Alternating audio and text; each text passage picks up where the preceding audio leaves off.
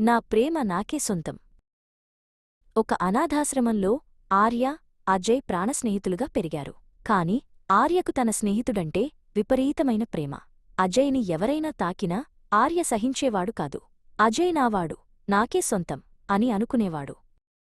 ఆర్య ప్రవర్తనకు భయపడిన అజయ్ ఒక ధనవంతుల కుటుంబానికి దత్తత వెళ్ళిపోయాడు. వెళుతున్న కారులోంచి అజయ్ చూస్తుండగా ఆర్య ఒంటరిగా గేటు దగ్గర నిలబడిపోయాడు. వారి స్నేహం అక్కడితో ఆగిపోయింది. సంవత్సరాలు గడిచాయి. అజయ్ ఒక పెద్ద సాఫ్ట్వేర్ కంపెనీకి అధిపతి అయ్యాడు. ఒకరోజు ఊహించని విధంగా ఆర్య స్టైల్గా ఆఫీసులోకి అడుగుపెట్టాడు. నేను నీతోనే ఉంటాను, నీ స్నేహితుడిగా అన్నాడు ఆర్య. అజయ్కి ఆ పాత భయం మళ్లీ మొదలైంది. అజయ్ వద్దన్నా ఆర్య బలవంతంగా అదే కంపెనీలో చేరాడు. అందరితోనూ చాలా పద్ధతిగా, మర్యాదగా ఉంటూ మిస్టర్ పర్ఫెక్ట్ అనిపించుకున్నాడు. సంగీత స్వరాలు. మిస్టర్ పర్ఫెక్ట్, మిస్టర్ పర్ఫెక్ట్, లేనేలేడు నాకు డిఫెక్ట్. సంగీత స్వరాలు అని అందరూ అనుకునేలా ప్రవర్తించాడు. అదే ఆఫీసులో గీత అనే అందమైన అమ్మాయి చేరింది. ఆమెను చూసిన మొదటి క్షణంలోనే అజయ్ ప్రేమలో పడిపోయాడు.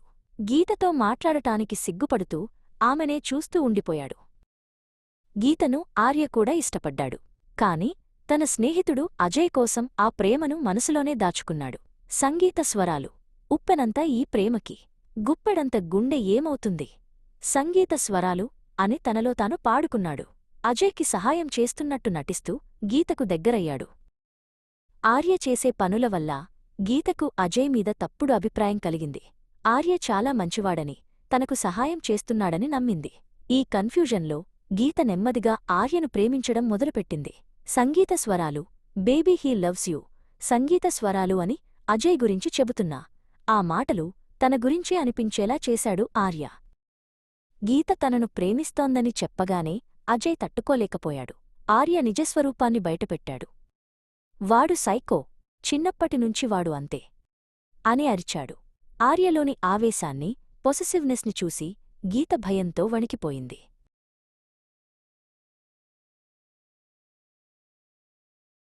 ఆర్యను వదిలి అజయ్ని పెళ్లి చేసుకోవడానికి గీత ఒప్పుకుంది.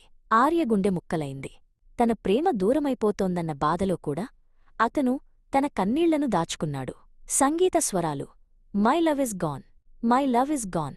సంగీత స్వరాలు అని తన బాధను పాటగా మార్చుకున్నాడు.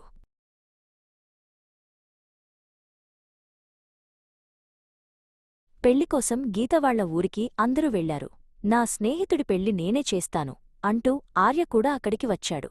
అక్కడ గీత కుటుంబంపై దాడి జరగగా ఆర్య ఒంటరిగా పోరాడి అందరినీ కాపాడాడు. ఆ పెళ్లి సందడిలో సంగీత స్వరాలు. రింగా రింగా, రింగా రింగా, సంగీత స్వరాలు అంటూ అందరినీ ఉత్సాహపరిచాడు. పెళ్లిపీటల మీద కూర్చున్న గీతకు నిజం అర్థమైంది. అజయ్ తనను పెళ్లి చేసుకుంటోంది ఆర్యమీద గెలవడానికే కాని ప్రేమతో కాదని గ్రహించింది. తనకోసం ప్రాణాలివ్వడానికి సిద్ధపడిన ఆర్య ప్రేమే నిజమైనదని తెలుసుకుంది.